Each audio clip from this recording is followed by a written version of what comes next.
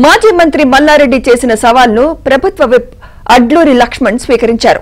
Fake documents కాదని మల్లారెడ్డి రుజువు చేస్తే రాజీనామా చేసేందుకు తాను సిద్ధమన్నారు. తమ దగ్గర ఉన్నవే ఒరిజినల్ డాక్యుమెంట్స్ అని వ్యాఖ్యానించారు.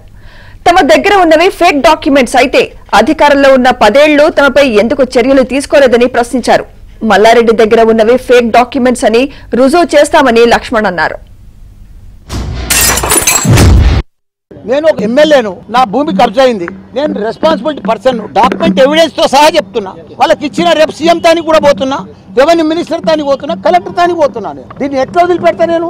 కాబట్టి నా తాను డాక్యుమెంట్స్ అన్ని వచ్చినాయి. ఇప్పుడు నా సర్వే రిపోర్ట్ నా తాను ఒక 5-10 గజాలు కూడా ఎక్కువ లేదు అట్లా నా డాక్యుమెంట్. వాళ్ళు 4000 గజాలు ఫోర్జరీ చేసి 9 మంది రీసెర్చ్ చేసుకొని వాళ్ళు ఈ కబ్జాకు వచ్చి 200 మంది.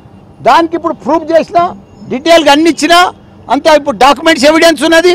ఇప్పుడు వాళ్ళు కూడా సర్వే చేయించారు కదా పోలీసు వాళ్ళకి. అందుకే ధన్యవాదాలు చెప్పిన, ఎందుకంటే సర్వే చేయించినందుకు. ఇమీడియట్గా సర్వే చేయించారు. లేకపోతే ఏముందో ఎంత ఉందో, మల్లారెడ్డి ఎంత కబ్జా పెట్టిండో. నేను కబ్జా గిట్ట పెడితే దేనికైనా సిద్ధమే నేను. అదే మాదిరిగా వాళ్ళు ఫోర్జరీ డాక్యుమెంట్ తీసుకొచ్చి నా దాంట్లో కబ్జాకు వచ్చేస్తుడు, దానికి ఎట్లా సిద్ధమో చెప్పాడు. ఆయన రాజీనామా చేస్తాడా? నేను చేస్తాను. నా దాంట్లో ఫోర్జరీ ఉంటే, నా దాంట్లో ఫోర్జరీ ఉంటే నేను చేస్తా. ఆయన దాంట్లో ఫోర్జరీ ఉంటే ఆయన చేస్తాడా?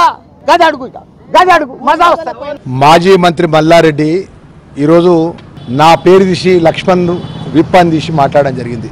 నా సెల్ ఫోన్ మీడియా ముంగడ పెడతా. నేను ఈ వారం రోజులకి వెళ్ళి పేట బషీరావు పొలిషియన్ కానీ, పేట బషీర్ ప్రాంతంలో సిపి గారు కానీ, ఎవరు కానీ 82 సర్వే నెంబర్కి సంబంధించిన ఏదైనా ఒక్క డైల్ ఉన్నట్టు దేనికంటే దానికి ఒప్పుకుంటా. 82 ఈ డాక్యుమెంట్ ఏదైతే ఉన్నదో దాని ఓనర్ ఎవరు? మదన్ మోహన్ ఎవరు కమ్మిండు? సుధాం కమ్మిండు.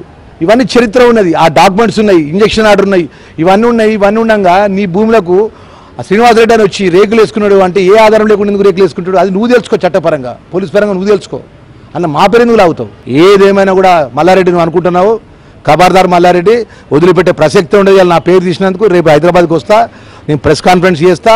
నీ డాక్యుమెంట్ సంబంధించిన ఏదో రీజనల్ డిప్యూటీ డైరెక్టర్ సర్వే ప్రకారం ఉన్నట్టు భూమి విషయంలో నువ్వు చేసే వివాదం ఏంది, ఇంట్లో నీకున్న మతలబ్ కూడా మొత్తం నేను చెప్తా. ఏదేమైనా కూడా నీ బండారాలు మొత్తం బయటపడతాము. ఈ రోజు రాబోయే కాలంలో నువ్వు ఎక్కడ భూ కబ్జా చేసినావు, ఎంతమందిని గోసపుచ్చుకున్నావు, ఎంతమంది ఇబ్బందుల పాలు చేసినావు, అన్నీ కూడా బయటకు వస్తాయనే విషయాన్ని కూడా మళ్ళొకసారి మల్లారెడ్డి ఖబర్దార్ అని చెప్తున్నా.